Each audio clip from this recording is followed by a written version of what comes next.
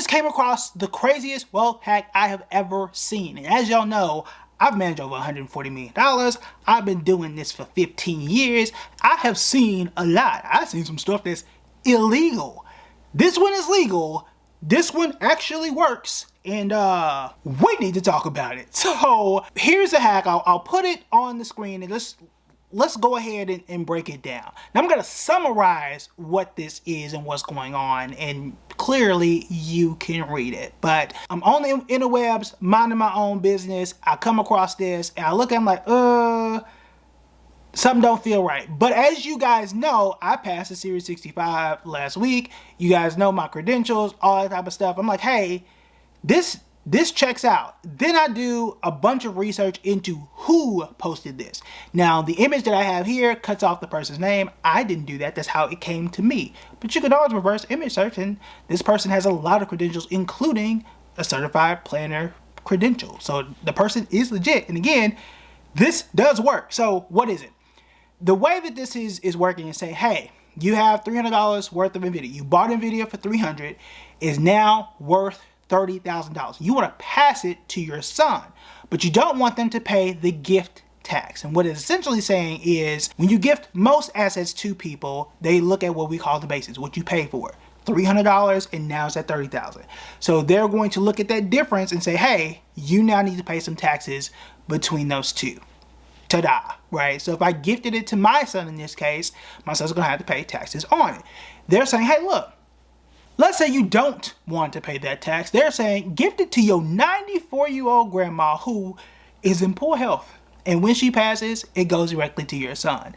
Now they're saying to add that person as transfer on death, which is extremely important here. I'll break that down and why that's the case. And you won't have to pay that tax. That is true. How does this work? That is because we have what is called a stepped up tax basis in inheritance. So what that means is instead of me gifting it from $300 to $30 and you have to pay taxes between that, when someone dies and is inherited, they basically say, you got it at $30,000. You can sell it right then and get the full 30, right? As opposed to the IRS looking at it and taxing you between the difference. You sell it right then, and they say you got it right then, you sold it right then, you now just have the full $30,000, and you don't have to worry about the gift taxes. It is now an inheritance to you. What are the risks here, and the pros and the cons, and all that in between? So the first thing is, you're gifting it to your 94-year-old grandma.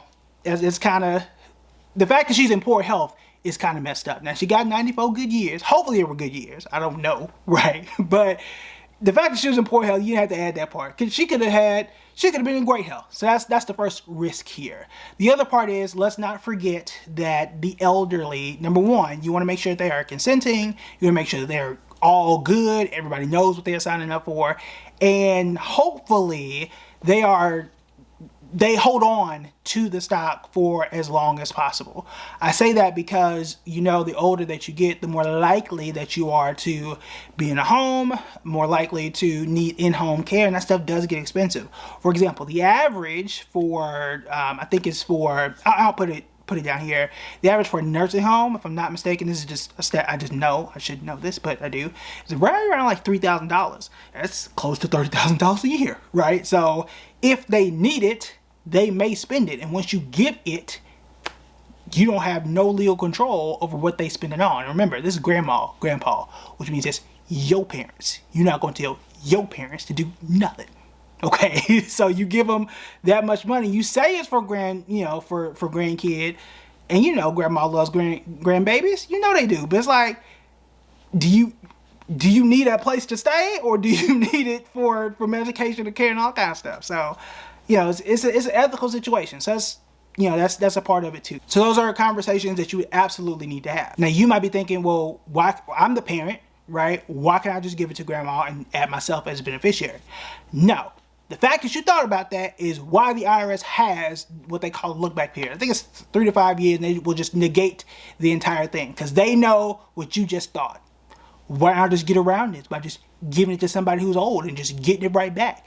No, you have to give it to somebody else, and that has to not come back to you yourself. The answer is no, you can't do it. So that's why it has to go to someone else. So that you have to give it to the next generation. You can't truly have any control over it. So that's why you can't do it that way. So this is why this hack, this trick is legal and works the way that it does. Speaking of other things that work the absolute way that they are supposed to, there's a button right under this video that says subscribe. That button works. In fact, just test it. Just hit it. Hit the subscribe button, see if it works, and we'll be all good. Now, the other part of this is, should you do it? And a question around doing something like this. Yes, it's legal. Yes, it does work. However, is it worth it is the question. Because in this case, we're talking $30,000. At what point of tax savings is something like this worth it? And the other note is, remember, it has to be TOD, transferable on death. You have to write that person's name, really grandma or grandpa needs to write that person's name down as a beneficiary. They can't just say, I want to go to grandson. They have to be written down.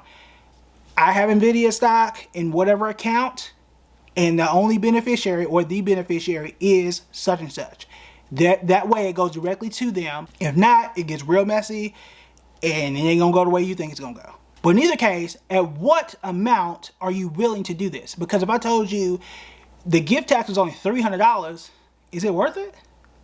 If I told you that the gift tax was $5,000, would it be worth it? That's up to you, right?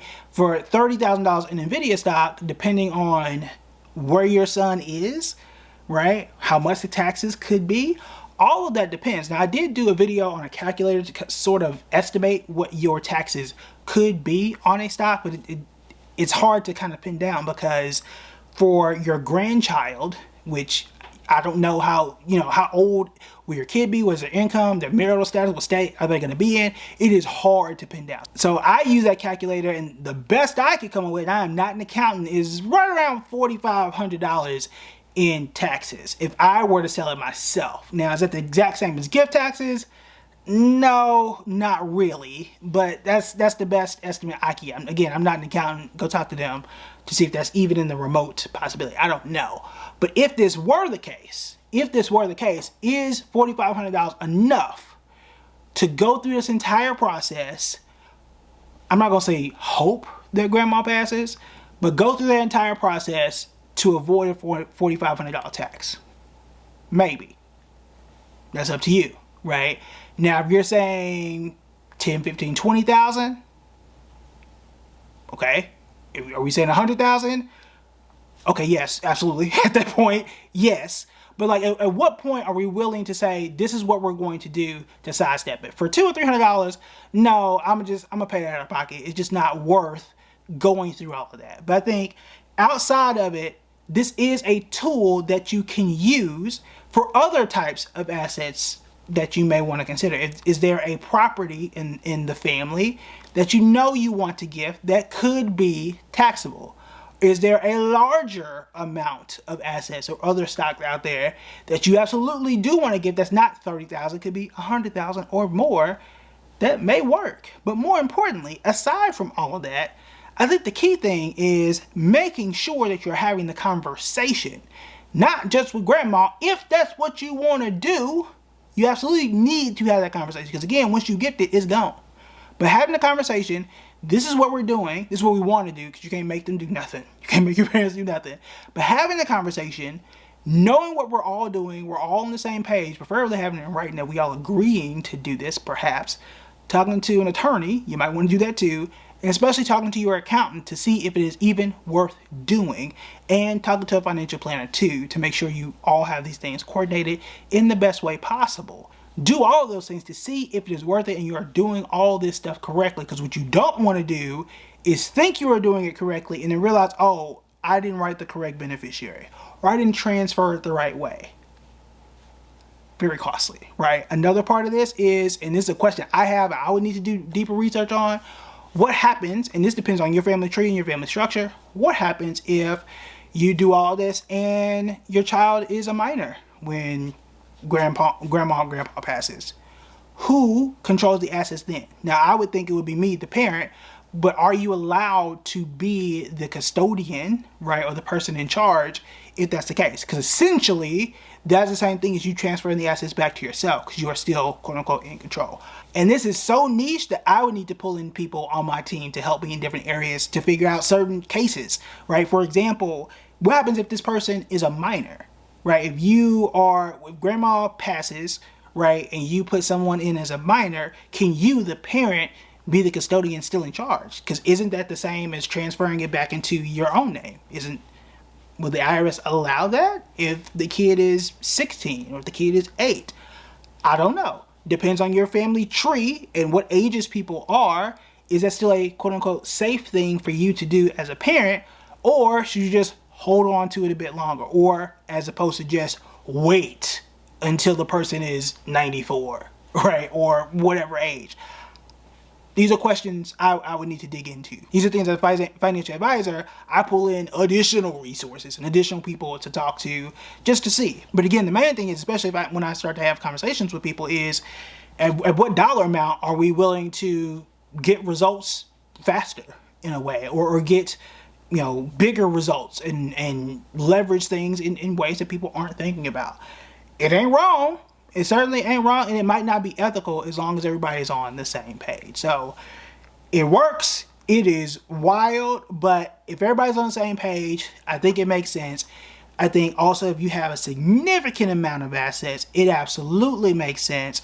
For the average person, it can make sense. It all depends on how much is it, who it goes to, and for what taxes does it truly make sense for. I think that is the main key. If you want to know more about taxes and other things that we have on our channel that can help you to build generational wealth and more, you want to check out this video right here.